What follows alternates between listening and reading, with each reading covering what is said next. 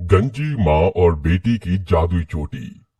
सोनपुर नामक एक गांव में गंजी माँ बेटी सरोजनी और राधा रहते थे। शुरू से ही वो टकली थी, इसलिए आसपास के लोग उनका खूब मजाक उड़ाया करते थे। साथ ही वो बहुत गरीबी में अपने घर पर छोटी सी खेती करके अपना जीवन बिता रहे थे। ऐसे ही सुबह के समय अपने आंगन में मुरझाए पेड़ पौधों को देखकर सरोजनी कहती है, हे भगवान, हम जो इतने समय से मेहनत कर रहे थे और इसी से काम चला रहे थे, वो सब बर्बाद हो गया। मैंने तो अपनी सारी जमा पूंजी भी इस छोटी मोटी खेती करने में लगा दी।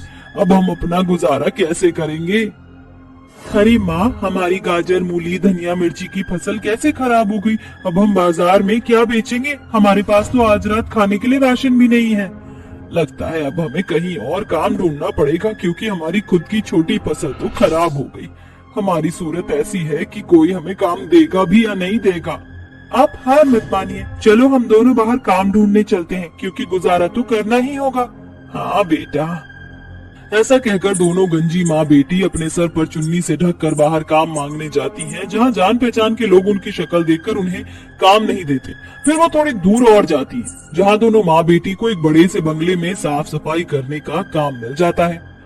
कल से काम पर मत आना, आज से ही काम करना शुरू कर दो, ठीक है? ठीक है मालकिन जी, बताइए अभी क्या क्या काम करना है? ये 2 हफ्तों के कपड़े पड़े हैं, जरा इन्हें अच्छे से और ध्यान से साफ करो। और ये तुम्हारी बेटी है ना, इसकी शक्ल देखकर लगता नहीं कि इसने शादी की है। तो अभी से ही सर पर दुपट्टा क्यों रखा? मेरे घर पे कौन सा धूप लग रही है? वो मालकिन, इसने अरदास लगाई है मंदिर में, तो ये कुछ समय तक दुपट्टा नहीं हटा सकती, और मैं भी। ठीक है, और तुम बाहर पौधों में पानी दे दो, उसके बाद मेरे लिए चाय बनाकर ले आना, ठीक है? जी मालकिन, बुरा ना मानो तो एक बात कहूँ, आपकी लंबी चोटी तो बहुत अच्छी है। आप ऐसा क्या करती है मुझे भी बताओ, ताकि मैं भी ऐसे ही अपने बालों का ख्याल रखूं। मेरे बाल अच्छे इसलिए हैं क्योंकि रोज रात को मैं सरसों का तेल लगाती हूँ, उससे ही मेरे बाल चमकते हैं। शुक्रिया मालकिन, अब हम काम करते हैं। ऐसा कहकर दोनों माँ बेटी वहाँ काम करने लगती है। 1-2 हफ्ते तक सब कुछ अच्छा चलता है। मालकिन को उन दोनों माँ बेटी के गंजी होने की बात पता नहीं चलती।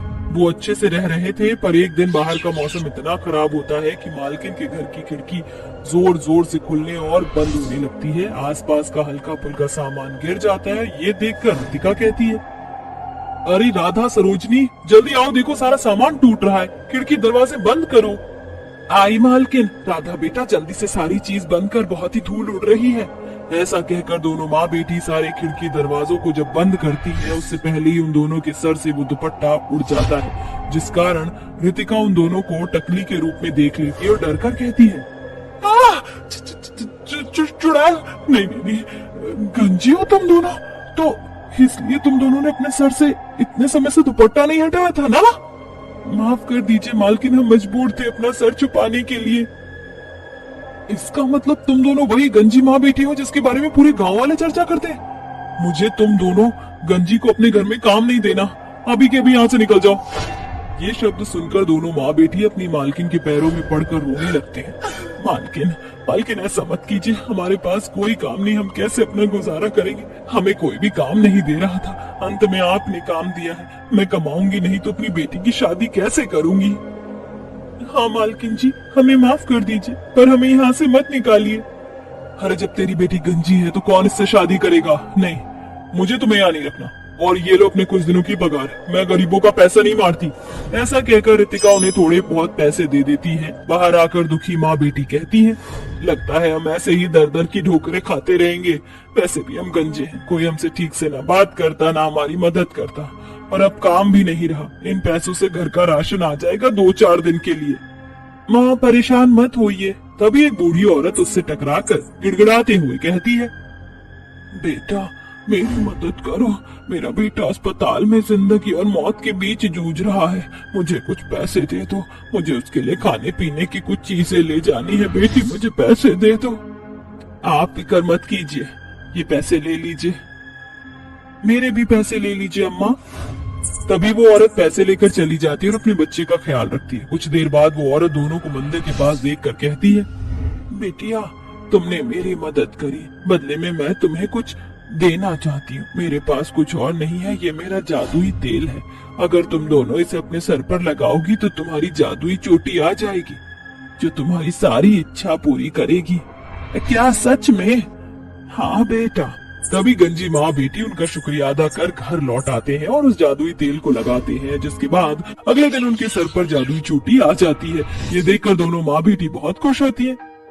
अरे राधा बेटा देख, तेरे सर पर ये मोटी चोटी आ गई है, तू बहुत प्यारी लग रही है। वाह माँ, आप भी बहुत सुंदर लग रही हो। चलिए इसका जादू आजमा कर देखते हैं। ये जादुई चोटी, हमारे घर में खाने के लिए कुछ भी नहीं है, हमें खाना दे दो। राधा के कहते ही एक चमकती हुई रोशनी में उसकी जादुई चोटी से ढेर सारा स्वादिष्ट खाना निकलता है, जिसे देखकर माँ बेटी कहती हैं, अरे वाह, इस जादुई चोटी से तो सच में कमाल हो गया। वो बूढ़ी अम्मा बहुत अच्छी थी जो हमारा भला करके चली गई। आजा बेटा, दोनों खाना खाते हैं। हाँ माँ, बहुत दिनों बाद इतना अच्छा खाना देखा है। तभी दोनों माँ बेटी भरपेट खाना खाती हैं कि जोर जोर से बारिश होती है, जिसकी बूंदें उनकी झोपड़ी में भी गिरती हैं। वो गीले हो जाते हैं। फिर सरोजनी कहती है, ओहो, अब तो पूरे भीग गए। अब जादुई चोटी हमें बचाएगी। जादुई चोटी, हमारे टूटे फूटे घर को नए घर में बदल दो।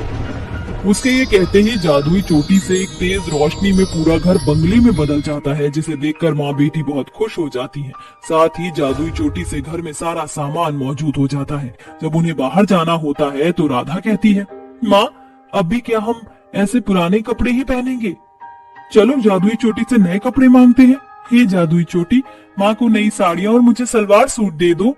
राधा के इतना कहते ही उसकी जादुई चोटी से नए नए कपड़े और साड़ी निकलती है, जिसे पहनकर दोनों माँ बेटी जब बाहर जाती हैं तो गांव के लोग उन्हें घूर कर देखते हैं, और ऐसा बहुत दिनों तक चलता है। तभी लोग उसे रोक कर कहते हैं, अरे गांव वाले, जरा गौर से देखिए, ये गरीब गंजी माँ बेटी अचानक से इतने पैसे वाली हो गई कि महंगी साड़ी, कपड़े और तो और इनके सर पर बाल भी उग गए। मुझे तो बड़ा झोल लगता है।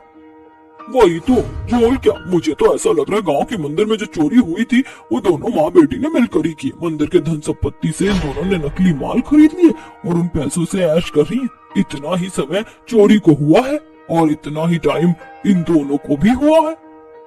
अरे काकी, आप ऐसा कैसे कह सकती हैं? हमने कोई चोरी नहीं की है। नहीं नहीं, यही है चोर। मारो इन दोनों माँ बेटी को मिलकर। ऐसा कुछ मत करो, ये सब झूठ है। दोनों माँ बेटी अपनी बात सामने रखती है, लेकिन कोई भी उनकी नहीं सुनता। उन पर पत्थर बरसाने लगते हैं। तभी सरोजनी अपनी जादुई चोटी से कहती है, ये जादुई चोटी, इन पत्थरों से हमारी रक्षा करो। माँ बेटी के इर्द गिर्द एक बड़ा सा गोला बनता है, जिसमें उन्हें एक भी पत्थर नहीं लगता। ये देखकर गांव वाले हैरान हो जाते हैं और कहते हैं, ये सब क्या है? ऐसा कैसे हो सकता है? तुम्हारी चोटी जादू कैसे कर सकती है? यही बात हम दोनों आपको इतनी देर से बताना चाहते हैं कि एक बूढ़ी औरत की मदद करने पर हमें बदले में जादुई तेल मिला, जिसे लगाकर हम दोनों पर जादुई चोटी बन गई। हमें माफ कर दो, हमने तुम पर बहुत गंदा आरोप लगाया। हम शर्मिंदा हैं, हमें माफ कर देना तुम दोनों। आप माफी मत मांगिए, इसकी कोई आवश्यकता नहीं है। इस तरह गांव के सभी लोग शर्मिंदा होकर दोनों माँ बेटी से माफी मांगते हैं और दोनों माँ बेटी जादुई चोटी के साथ खुशी खुशी रहती हैं। साथ ही गरीब लोगों की मदद भी करती हैं।